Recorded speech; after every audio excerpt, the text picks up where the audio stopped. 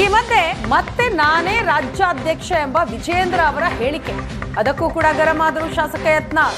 ವಿಜೇಂದ್ರ ವಿರುದ್ಧ ಯತ್ನಾಳ್ ಕೆಂಡಾಮಂಡಲರಾದ್ರು. ಅಧಿಕಾರ ಕಳೆದುಕೊಳ್ಳುವವನು ಗೆಲ್ತೀನಿ ಅಂತ ಹೇಳ್ತಿದ್ದಾನೆ. ವಿಜೇಂದ್ರ ಮುಂದುವರೆದರೆ ಉಳಿಗಾಲವಿಲ್ಲ ಅಂತ ಗೊತ್ತಾಗಿದೆ. ಬಿಜೆಪಿಯ ತಟಸ್ಥರು ಮತಾಂತರವಾಗಿದ್ದಾರೆ ಅಂತ ಯತ್ನಾಳ್ ಈ ಸಂದರ್ಭದಲ್ಲಿ ಹೇಳಿದ್ದಾರೆ. ಡಿಕೆಶಿ ಹೀನಾಯವಾಗಿ ಬೈದ್ರು. ವಿಜೇಂದ್ರ ಪ್ರತಿಕ್ರಿಯೆ ಕೊಡಲಿಲ್ಲ. ಶಾಸಕ ಸ್ಥಾನ ನಾನು ಕೊಟ್ಟಂತಹ ಭಿಕ್ಷೆ ಅಂತ ಡಿಕೆಶಿ ಹೇಳಿದ್ದಾರೆ. ಯಡಿಯೂರಪ್ಪ ಹಾಗೂ ಮಗನಿಗೆ ಭಯಪಡಿಸ್ತಾ ಇದ್ದಾರೆ. ಪೋಕ್ಸೋ ಇದೆ, ನಕಲಿ ಸೈನ್ ಇದೆ ಅಂತ ಬೆದರಿಸ್ತಾ ಇದ್ದಾರೆ ಅಂತ ವಾಗ್ದಾಳಿ ನಡೆಸಿದ್ರು ಶಾಸಕ ಯತ್ನಾಳ್.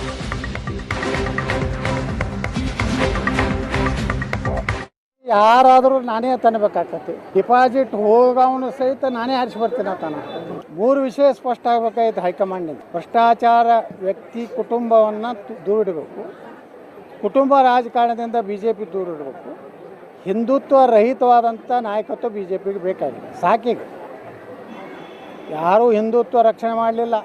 ಹಿಂದೂಗಳ ಕಾರ್ಯಕರ್ತರ ಕೊಲೆ ಆದರೆ ಯಾರೂ ಬರೀ ಕಠಿಣ ಕ್ರಮ ಅನ್ನೋದು ಬಿಟ್ಟರೆ ಈ ರಾಜ್ಯದಲ್ಲಿ ಏನೂ ಆಗಲಿಲ್ಲ. ಅದಕ್ಕೆ BJPಗೆ ಹೀನಾಯ ಸ್ಥಿತಿ ಆಯಿತು.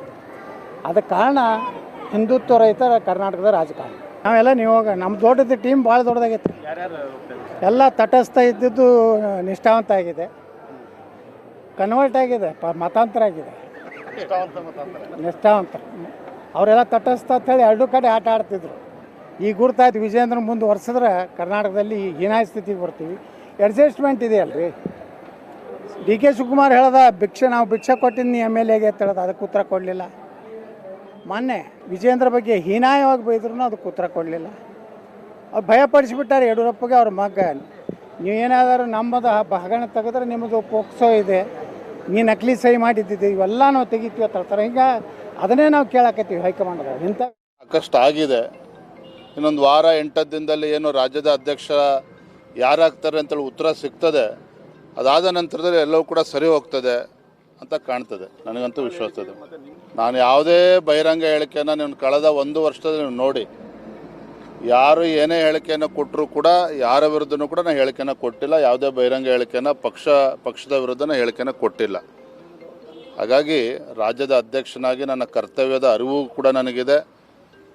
ಈ ಒಂದು ದೊಡ್ಡ ಜವಾಬ್ದಾರಿಯನ್ನು ಭಾಳ ಯಶಸ್ವಿಯಾಗಿ ಕಳೆದ 1 ವರ್ಷ ನಾನು ನಡೆಸ್ಕೊಂಡು ಬಂದಿದ್ದೇನೆ.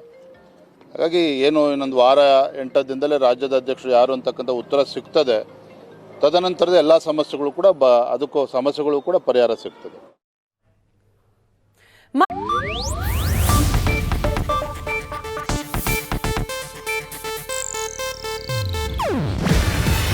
ಇದು ಏಷ್ಯಾನೆಟ್ ನ್ಯೂಸ್ ನೆಟ್ವರ್ಕ್ ಪ್ರಸ್ತುತಿ.